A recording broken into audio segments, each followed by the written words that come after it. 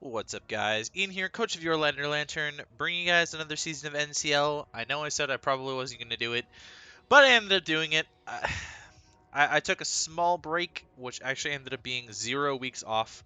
Actually, sorry, there was one where I had a bye week before UTL finished, but I have been playing draft the whole time. Just I was down to one league with UTL at one point, and then Mount Silver after that, but. Yeah, I mean, I don't really know what to say. I took retirement very lightly. In fact, it wasn't really retirement, and then I decided, yeah, you know what, I'm gonna come back to NCL, just because I still have the drive to win here. Like I really just still have the drive to win here, and a lot of people were coming up to make Zebstrika harder. Like I found last regular season really easy, and I know I got a lot of luck in my favor that whole season, and that's pretty much the only reason I went 11-1. Looking back at the Shade match, I mean, he missed Blaze Kick. Like, that definitely was a loss if he didn't miss Blaze Kick. And I didn't even think my team was that good. Like, it was kind of good, mainly because I got Mega Alakazam plus Kieran Black, but a lot of the broken stuff out there ended up performing a lot better than stuff on my team. And I still choked. I still choked. I could have won semis. I maybe could have won finals, but I wanted another shot at it with maybe a better team. Arguably, this is not a better team. It's arguably about the same. Actually, I would probably say. Few rule things to throw in there just to make you guys a little bit more integrated with this if you're not part of the league, which I know a lot of people that watch me are. But we did not allow deleted moves, so moves like Hidden Power, Return Frustration, and stuff were banned, and Pokemon were moved down accordingly. Although I did miss a couple. Things like regular Manectric got a little bit fucked because they were stuck in it was stuck in tier 4 when it should have been a tier 5. But something like Mega Manectric dropped down to Mega tier 3, Mega Lopunny dropped down to Mega tier 2, things like that. Other Megas moved up. I was eyeing Mega Camerupt. Spoiler alert, I didn't grab Mega Camerupt, but I was eyeing it for the majority of the draft. At least the first 7 rounds, I was eyeing Mega Camel. Because of no hidden power, there's not a lot of stuff that actually gets water coverage, just like built into its kit. Besides water types. Like, it's very uncommon to find mons with actual water coverage that are not water types. So I figured Mega Camel was actually very usable as a rocker and whatnot, and as just an offensive threat. So you'll see that at the beginning of my draft, I'm trying to build around having Mega Camel, and I wanted to have a Trick Room mode for it and whatnot, so there's a lot of stuff around that, but I did not end up taking Mega Camel.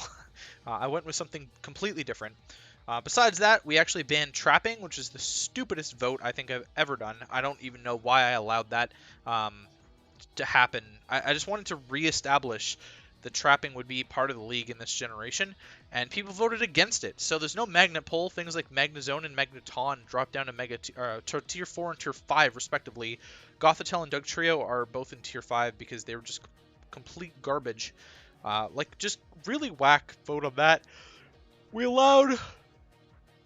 excuse me. We allowed Mega Alakazam with no Pursuit, which is really dumb. We allowed Mega Scissor with no Hidden Power, which is like the most broken Mega now. We allowed Galarian Darmanitan, which I think is really sus, and we allow, well, not as sus, because I think Galarian Darmanitan is much more able to be checked in draft rather than it is on the ladder. Just because when you're competing in OU, I mean, you're looking at like Toxapex as the bulky water pretty much that you're going towards, and it can just pivot on that, and then you can deal with it. It's the same idea in draft, but you can definitely have more answers to it in draft than you do on ladder. And we allowed Mew, which I think is actually kind of a big mistake. I did like outright ban Kieran Black. The fact that that thing got Dragon Dance is bad enough, but Icicle Spear was just the icing on the cake. Actually, even if it only got one of those moves, or if it only got Freeze Dry, it would probably just be a really good tier 1, right? Because I don't think Kieran Black necessarily needs Freeze Dry. It does have Fusion Bolt as it's at its disposal, which is probably about the same damage as Freeze Dry would be. But if one of Icicle Spear or Dragon Dance pretty much broke that mon, and so it is banned out of here.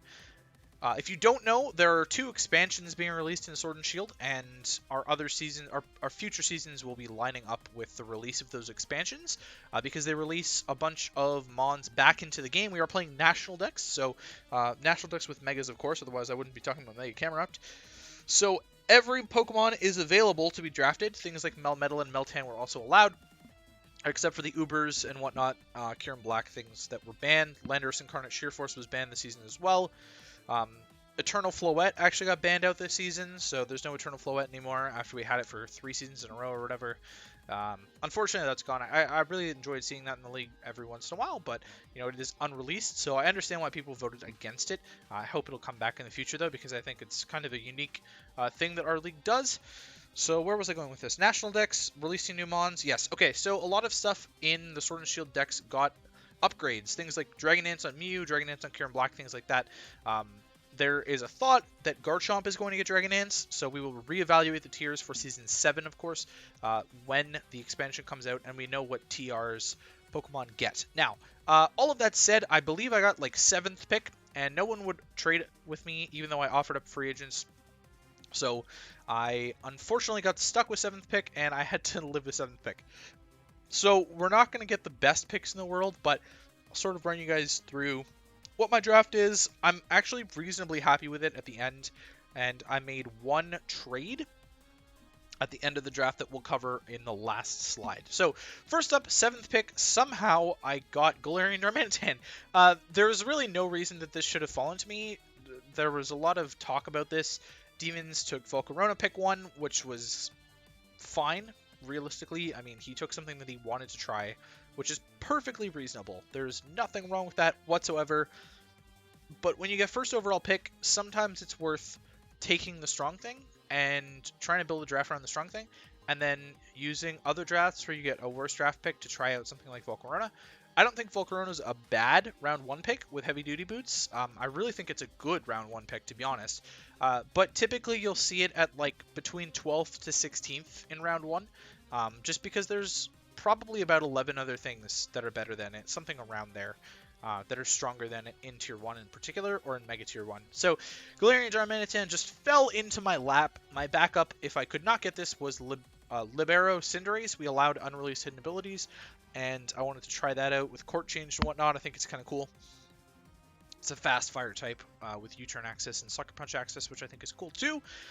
But Galarian Darmanitan is a little bit stronger. I ran some speed tours in the league, and I used this in the one that I won, and it was really, really powerful. And I actually paired it with something that I'm going to get later on the same team, and the pairing of them was just really strong together. So this is a pretty amazing Scarfer. If you don't know what Guerrilla Tactics does, it's a free choice band, and it will actually lock you into a move. So it is essentially choice band as an ability, but it can be stacked with items. So you can have 2 choice bands if you wanted, or choice scarf and choice band together. So it's ridiculously strong. Obviously sheer force is pretty nuts, and sheer force would be pretty ridiculous on a mon that gets icicle crash. Especially considering it also still retained access to every single one of the moves that regular Darmanitan got. So it gets moves like Flare Blitz, like Earthquake, like U-turn. It's pretty much unwallable except for Bulky Waters. So defending against this requires a really strong Bulky Water, and I'm going to grab one of them soonish. A good one, in fact, so that I can take one of them off the board. Zen Mode Darmanitan on regular Darmanitan is usually pretty bad because it takes away from the speed and just rapidly increases the special attack stat that is very poor. But with Galarian Darmanitan, what Zen Mode does is it increases the attack and the speed. Doesn't increase the special attack, and it gives it a fire typing. It's ridiculous. I'm going way off of this, but it's the same mechanic where you have to get below 50% or below or whatever. But you have you're an ice fire type with like 170 attack and 135 speed. It's bonkers. It's wildly inconsistent, just like regular Zen mode is, but regular Zen mode is kind of more of a meme. This is very much usable, and I do have access to both. So something to keep in mind there. Again, it's an incredible Scarf option right off the bat. It's probably the worst typing I could have grabbed with my first pick, though. Pure Ice is just complete dog shit. And let's move on. I ended up picking up an electric type that was going to cover Darmanitan's weakness to killing waters, which is Zeraora. So I've used Zeraora in my UTL title run. It's the one time I've used it. I actually dropped it at the end of the draft. So Coco got sniped, and I wasn't really sure what to do, and I needed more special offense, so I ended up dropping Zeraora for a specially offensive electric type at the end of the draft rather than a more physically offensive one. Zeraora did not lose much. It only lost hidden power, but it still has access to Grass Knot. It gained Play Rough, Blaze Kick, and another move. I can't remember off the top of my head. Aura Sphere. So it's pretty solid, honestly, as a Pokemon. It is viable on the special side at hitting like steel types and stuff without close combat access. Well, it still has close combat, but like Aura Sphere is a big buff for it, in my opinion. Super duper fast. So I liked that very much at the time, and then, of course, I did end up dropping it. So don't get too excited about Zeraora. It kind of rounded out killing waters for Galarian Darmanitan really easily, and it was nice that it was an electric immunity as well for a water that I was going to grab next, which is Suicune. Ended up snagging this out of Tier 2. Melodic went at the start of Round 2. And I was really worried that bulky waters were going to start going quickly. But then Joey dove down in round 3 and picked up Jellicent from tier 3. And I was less worried about Suicune going before me. I know a lot of people after me wanted Suicune, but it was just not in the cards for them. Suicune is a very good bulky water. It is one of the best Galarian Darmanitan answers. I think Jellicent is probably the only actual better Galarian Darmanitan answer than Suicune, just because of how much bulk Suicune possesses. So taking that off the board and being able to use it myself is super solid. You guys may have seen me use Suicune prior in Red. It was also on my UPBA Season 1 Championship team, and I've used it before in LET. Really good defensive wall. It's an amazing setup Pokemon, and it sort of slides into the speed tiers a little bit below Galarian Darm. It's pretty good pressure, like Toxic Staller, which is one of the main strats that I like using these days with things like Zapdos and Entei, and Suicune sort of fits the bill as well. In round 4, I dove down a bit, and I took Shaman. I've never actually used Shaman before in my entire life. I don't even ladder with Shaman, to be honest, but in draft, I've never used Shaman in the 2.5 years that I've played, so I wanted to grab Shaman for the first time ever. It turns out that I really hate this thing without even using it. Like, looking at it objectively, every other grass type in Tier 3, it does something that Shaman doesn't, and Shaman doesn't offer anything extra. So, like, you look at Delmise or Decidueye, they're part ghost types, so they're already in normal or fighting immunity. And then on top of that, they both offer removal and really good setup, like in Swords Dance. Decidueye is also a U-turner, which I think is pretty valuable. You look at Serena, which offers Rapid Spin as well as U-turn. You look at Amoonguss, which is a grounded poison type, and it also offers you Spore. So I just think I kind of got the bottom of the barrel. I tried trading for Delmise with Amish, and he did not take that. I had sniped him on Shaman, and I thought that he was willing, but he decided against the trade, so that's perfectly fine. I ended up keeping Shaman. I think Shaman still offers some good special offense for the team. While it is base 100 across the board, it is very low on physical coverage. It doesn't really get much besides Seed Bomb and Natural Gift, which is a deleted move, so I'm not even allowed to run Natural Gift. So yeah, it's primarily a special attacker in most roles. Base 100 is good as a speed tier. It's still a really viable ground resist on the team, which I think is pretty good for a Zeraora. It's also an electric resist for the Suicune. So while Zeraora is an electric immunity, Shaman is a nice electric resist. Base 100 defenses and HP is actually really amazing bulk for a grass type. Despite grass not being a super good type in a draft league meta, I think Shaman can fit the bill really well. Subseed sets are very viable. It does get good special coverage with things like Air Slash, Earth Power, Psychic. Viable enough that it can sort of hold its own against every type that it would be weak to, i.e. Bug with Air Slash, Poison with Psychic, and like Steel or Fire with Earth Power. So I ended up liking the Shaman more as the draft progressed, but I really hated it in like round 8, round 9. In round 5, I dove down and took Bronzong. If you guys have seen me play here before, you know how much I love my Bronzong. I had it in Season 3 and Season 4. It's a very versatile defensive Pokemon. It's an excellent primary Stealth Rocker. Really good Steel type, especially given that it has Levitate or Heat Proof. Just excellent all the way around. Psychic typing is super good too. If this was Galardex, I would hate it because it actually lost access to a ton of stuff. Lost access to like Psywave, Explosion. I think there's more that it lost access to, but Psywave and Explosion are pretty much the big ones because Psywave is really consistent damage for Bronzong, and Explosion is a nice way to not be setup fodder for things, so super valuable Steel type. I value this a little bit higher than most other people, so I dipped down to it in round 5 rather than waiting another round where I didn't think it was going to make it back to me. So yeah, I love Bronzong, super good part of the defensive core of Suicune. Moving on, I end up taking Buzzwole, I believe. Yes, which I also had on my Season 4 roster. Buzzwole, I am a large fan of. Can really break down Steel types that I maybe mispredict on with Galarian Darm. It's a super good mon to like U-turn into. Really good Scarf Cleaner. Beast Boost is just insane, and it's also another ground resist for Zeraora. Amazing Earthquake switch-in. Probably one of the best Earthquake switch-ins in the game. With how bulky it is on the physically defensive side, it's just insane. I love the typing. Fighting is super useful for Bronzong to kill off those dark types as well. Doesn't offer a ton of utility outside of that. It's just really an attacker and a sponger. So I'm kind of lacking on utility at this point. I've only got Bronzong with rocks. I have another tier 3 slot open that I'm actually going to take way later.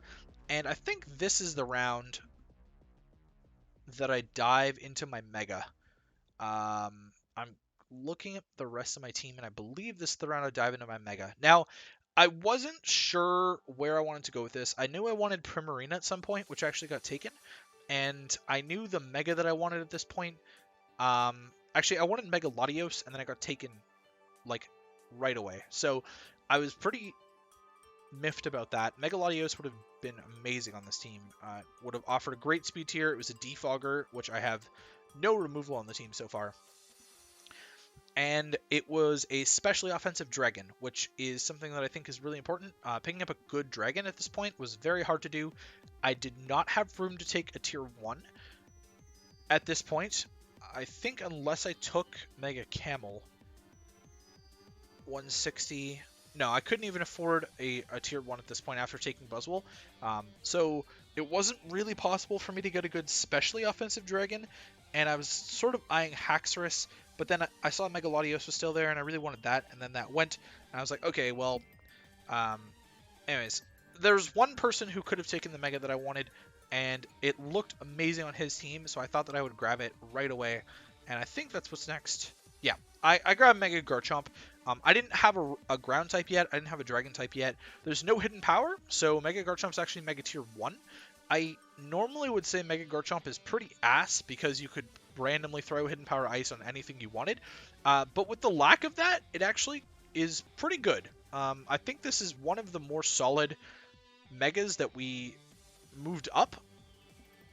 There are a couple sand teams, actually. I think there's at least 2 sand teams. If I can recall, there's one team with Howdon and one team with Gigalith. So I think Sandforce is not going to come in super useful, but it's not going to be horrible either. Obviously, with our Mega rules, I don't have to Mega first turn either. So getting a essentially regular Chomp with no item, or Mega Chomp, which I don't think is that much of a downgrade. It obviously loses the speed, but it's a pretty decent special attacker overall, and it's a really, really strong physical attacker. The 170 attack is pretty nuts. It's actually pretty bulky on the physical side and on the special side too. You can invest bulk for sure. Again, amazing rocker. It probably doesn't need rocks with Buzzwole on the team. But I think it sets up more killing of steel types. I don't think steel types really stand a chance against Mega Chomp plus Buzzwole. And I'm pleased to say that this is my dragon pick, pretty much. I've got semi-decent answer to ice in Suicune and Bronzong, so even if there's a random ice beam flying around, Suicune is actually a really good switch into that, because Scald will always thaw you. So I liked the Mega Garchomp pickup. I had to take it now because I really thought Magic was going to take it on the wheel. I didn't really consult him about this. and I'm still without a fairy, so I really wanted to get Primarina this next round, and I was considering taking it this round, and then Bronson, who also took Megalodios from me, took it on the way back, and so I kind of had to rethink where I was going with this, and I ended up settling on a semi-decent plan that I actually think rounded out the team, and of course I traded Zeraora for a fairy, so I picked up Honchkrow next. It's another part of the Pink Gang with Mega Garchomp. I've seen Honchkrow used. It should not be 74, by the way. That should be 71 on the speed. I messed up clearly. Vanderl beat me with Honchkrow last season, and I've seen it used a couple times to great success. So I wanted to pick it up and try it myself. It's a dark and a flying type, neither of which I had. It's removal, it's more U-turn, it's priority with Sucker Punch. It's a mixed attacker, just like Mega Garchomp, so I actually think it offers quite a bit to the team.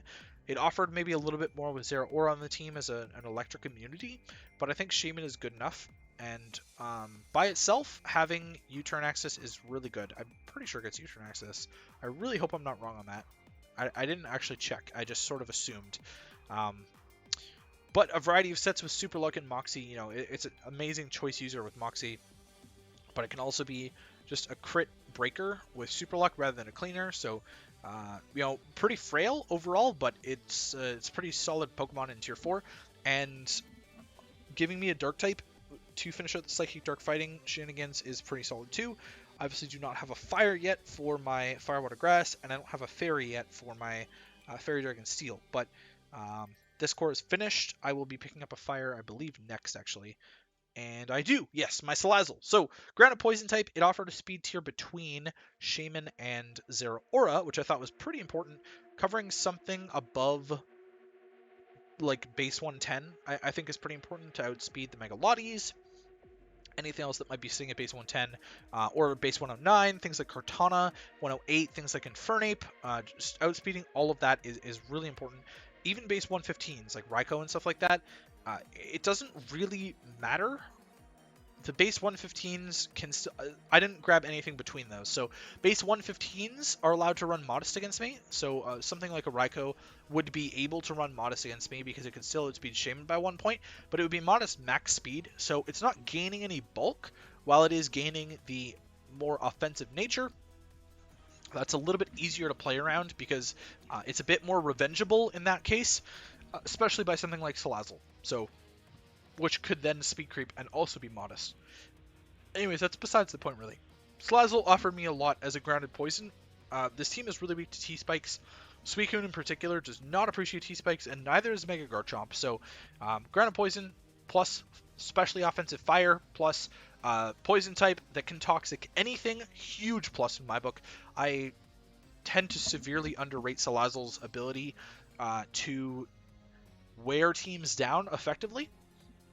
And having a really strong Fairy Killer when my Steel is Bronzong, I think is pretty important to help out Mega Garchomp.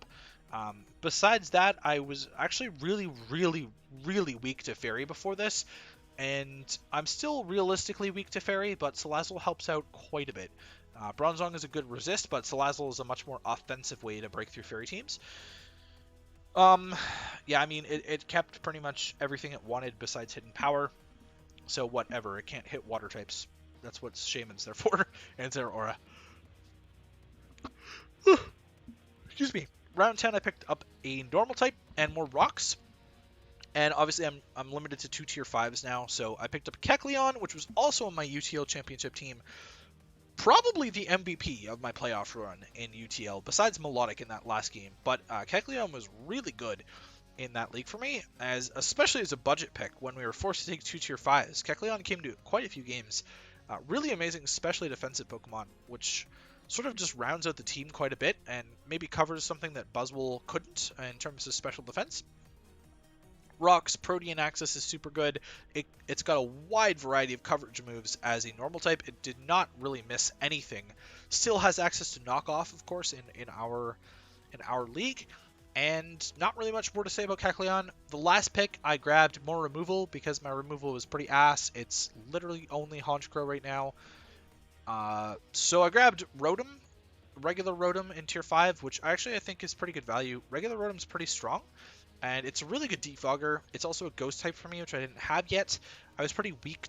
I'm still pretty weak to ghost. My only ghost resist is Honchkrow, but I've got an immunity in Kecleon. I was kind of worried for Bronzong about ghost types and dark types. I do have dark switch-ins in like Buzzwole, Honchkrow, um, and my eventual fairy type. You will notice I do not have a fairy. So again, I traded Zeraora for a fairy. Um, that is besides the point, really. This is an electric. It's an electric that has access to defog. It's a defogger that's not weak to rocks, which I think is really important. It's also a levitating defogger, which goes above spikes and toxic spikes. More stuff got access to spikes and toxic spikes and sticky webs this generation, so having a levitator defogger is pretty solid. I've seen MV use this to varying success, and having more Volturn on the team I think is useful with Galarian Darmanitan. Now, I made a trade. I did say this got sniped from me, and then I traded for it. So Jed and I actually swapped Zeraora for Tapu Koko. He was looking at Zeraora and then took Koko, and I was looking at Koko and took Zeraora. So what I value in Koko is that it's a really good pair with Galarian Darmanitan because it also has access to U-Turn. So it's an electric type with Volt Switch and U-Turn, which is really important. I was very much considering taking Zapdos again because it also has access to Volt Switch and U-Turn. Otherwise, you're looking at something like Emolga, which is pretty much ass. I wanted that to pair with Galarian Darmanitan because then you can just spam U-Turn over and over and over and over and over and over and over and over again as you threaten out the water type, or as you threaten something out with Galarian Darmanitan, they bring in their water type, you U-turn on that, you go into Koko, you then threaten out the water type into their ground type, which you then U-turn on with Koko, and Galarian Darmanitan threatens out their ground type, which you U-turn into their... They go into the water, you U-turn on the water. Eventually, you're going to kill their water type or their ground type, which frees up either Koko or Darmanitan. It's pretty much an endless cycle that you can't break without risking mind games on their part, on your opponent's part, without risking mind games, or without giving up a defensive wall. So like I said, I won a speed tour that we ran this this offseason, testing things and tiering things with the pairing of Galarian Darmanitan plus Koko, and I really just like the synergy of those two. Koko did get a nerf. You can now defog away Terrain, which makes it a little bit weaker in terms of an attacker. Terrain boost is actually only 1.3 times now instead of 1.5 times, so it is objectively weaker as an attacker. It did not get any physical coverage like Play Rough or anything like that, so it's not the best physical attacker still. It's special offense, though. It's not as much of a nerf in speed. It did lose Hidden Power, still has Grass Knot. It's pretty in terms of like actual coverage. You may run like Thunderbolt, Dazzling Gleam, Grass Knot, and U-Turn every single week. I'm not sure. It's a pretty decent specs user still, though. And without Z moves, that's actually a really big nerf because Nature's Madness with Tapunium Z was actually a really big part of breaking walls with it, getting them down to 25%, and then just picking them off with Dazzling Gleam. So Koko did get significantly nerfed. I'm not entirely sure it's a round one pick anymore. I think it's maybe early round 2 if you still want an electric and a fairy. For me, this filled a bunch of stuff. Okay, so the gap between Zeraora and Salazzle was too big for me. So downgrading my speed a little bit, even though base 130 is still very respectable, was a big plus in terms of narrowing the gap between Salazzle and Koko, that is. Adding the fairy type was significant because I lost Primarina. Which wasn't really a big deal anyways, because I already had a water type. It was just a really good specially offensive breaker and offered me the fairy type that I was missing. The rest of the fairy types I couldn't really get a hold of. I got sniped on Clefable at one point. I was going to go Clefable and not have Buzzwole, and that was going to be part of a Mega Camera plan, and I thought Clefable was perfect for the team because it offered rocks and it was a really good fairy, even though I really hate using Clefable. But Koko was really the dream pick to pair with Galarian Darmanitan, and Jed was very willing to part with it for Zeraora. So big thank you to Jed. I actually do not play Jed this season at all, so I'm sure he's happy about that too, not having to play Galarian Darmanitan. He had sort of messed up with his first two picks. He picked Koko Pelipper, and then he traded away Koko and dropped Pelipper. So I don't think he was super happy with that. He was going to go with basic rain and then ended up going a much more stall route and just avoiding rain entirely. I've taken a long time for this. This is almost at 30 minutes now. So, that's the team. Hopefully you guys enjoyed this. We take on Demons and the Whippy Torcats in week 1. We played him last season, and hopefully we can start the league off with a win again, although it is 12 weeks, so we can have some time for warm-up. The back end of my schedule actually looks really hard, so I'm going to try and pick up as many wins early season as I can so that I can lock in playoffs as early as possible, or create some distance between me and people that might be fighting me for a playoff spot later on in the season.